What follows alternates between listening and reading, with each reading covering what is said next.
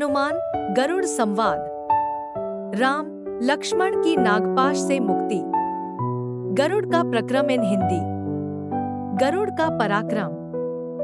राम और लक्ष्मण की नागपाश से मुक्ति। हनुमान गरुड़ संवाद। रामायण संपूर्ण कहानी हिंदी में। हनुमान गरुड़ संवाद। राम लक्ष्मण की नागपाश से मुक्ति।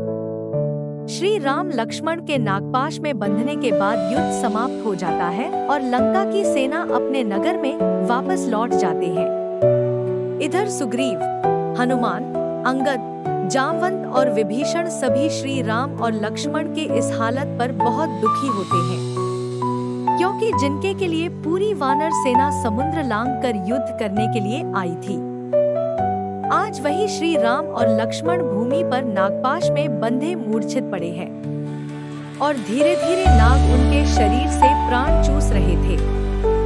श्री राम की सेना में पूरी तरह शोक सागर में डूब जाते हैं। किसी को भी श्री राम और लक्ष्मण को इस संकट से बाहर निकालने में का रास्ता नहीं सूझ रहा था।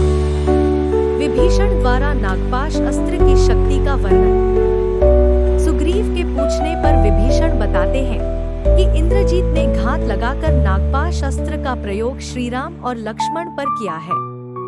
तब सुग्रीव विभीषण से नागपाश से मुक्त होने का कोई उपाय बताने के लिए कहते हैं कि दुनिया में ऐसा कौन सा अस्त्र है जिसका कोई उपाय नहीं है। लेकिन विभीषण जी कहते हैं कि एक बार यमपाश से कोई मुक्त हो सकता है, लेकिन नागपाश अस्त्र से प्राणी मृत्यु होने तक छूट नहीं सकता, क्योंकि नागपाश अस्त्र स्वयं ब्रह्मदेव द्वारा प्रकट किया गया था। दुष्टों का संहार करने के लिए भगवान शिव ने ब्रह्मदेव से नागपाश अस्त्र मांग लिया था और भगवान शिव की कड़ी तपस्या करके रावण पुत्र इंद्रजीत ने उनसे यह वरदान के रूप में प्राप्त किया। इंद्रजीत बहुत विकट परिस्थिति में ही इस अस्त्र का प्रयोग करता है। आज तक नागपाश से कोई भी बच नहीं पाया है। विभीषण जी मायूस होकर कहते हैं कि आज मेघनाथ बाजी जीत गया। माता सीता का विलाप। वहीं दूसरी ओर लंका में अशोक वाटिका में बैठी माता सीता श्री राम और लक्ष्मण के नागपाश में बंध जाने की सूचना पाकर शोकाकुल हो उठती है और विलाप करते हुए माता जगदम्बा से अपने पति और लक्ष्मण की रक्षा की प्रार्थना करती है। इधर रणभूमि में समय बीतता जा रहा था। पूरी वानर सेना श्री राम और लक्ष्मण के इस हालत से मायूस हो चुकी थी। ऐसे में सुग्रीव देखते हैं कि बजरंगबली हनुमान वहां पर नहीं है, जो कि हमेशा श्री राम के कार्य सिद्ध करते हैं। सुग्रीव पूछते हैं कि संकट मोचन महाबली हनुमान कहाँ है, जब उनके आराध्य श्री राम पर इतना घनघोर संकट छाया है। वही हनुमान श्री राम और लक्ष्मण के नागपाश में बंधने के बाद ही कुछ विचार करके पहले ही बिना समय गंवाए सीधे भगवान विष्णु के वाहन और पक्षी श्रेष्ठ गरुड़ के पास पहुंच जाते हैं। हनुमान को यह ज्ञात था कि नागपाश अस्त्र को छिन्न भिन्न करने की क्षमता केवल पक्षीराज गरुड़ में ही है। हनुमान और गरुड़ का संवाद। इसलिए हनुमान शीघ्रता से गरुड़ के पास आते हैं और गरुड़ को लक्ष्मण और मेघनाथ के युद्ध का सारा वृतांत बताते हैं कि कैसे मेघनाथ द्वारा छल से श्री राम और लक्ष्मण को नागपाश में बांध दिया गया है।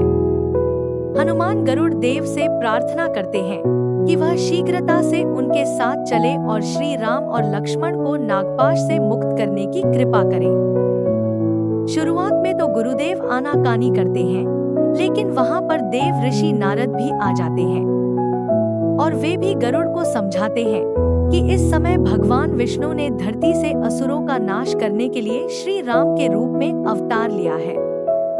इसलिए आपका परम धर्म यही है कि इस वक्त पवन पुत्र हनुमान की सहायता करें। देव ऋषि नारद के समझाने के बाद गरुड़ उनसे सहमत होते हैं और हनुमान के साथ चलने के लिए मान जाते हैं।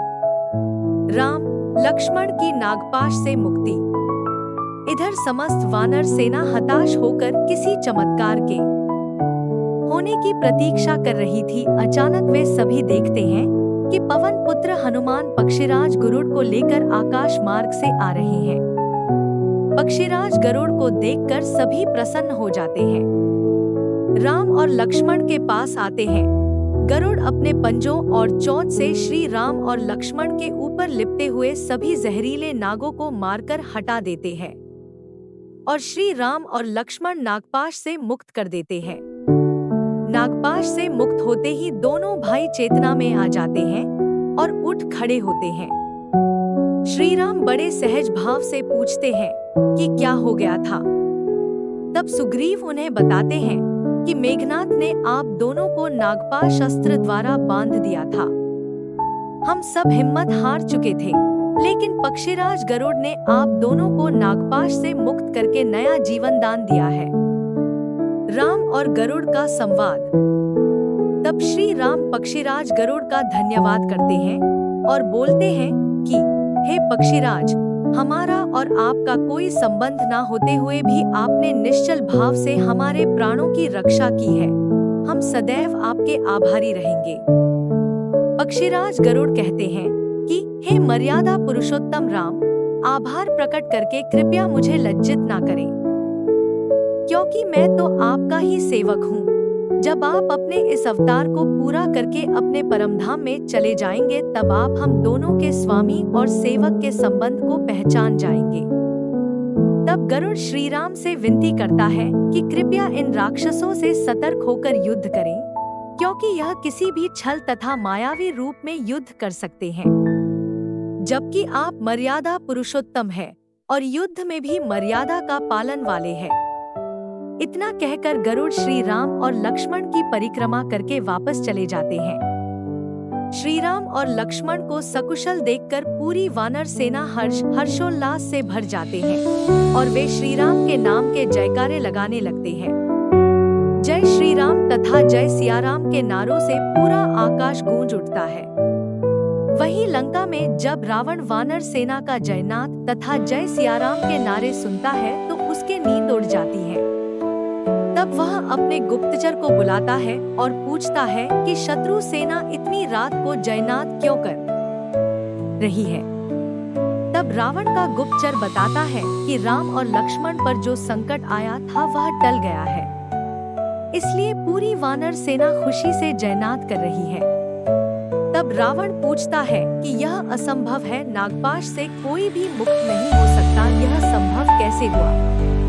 तब गुप्तचर शुक रावण को बताता है कि विष्णु के अवतार गरुड़ ने राम और लक्ष्मण को नागपाश से मुक्त कर दिया है।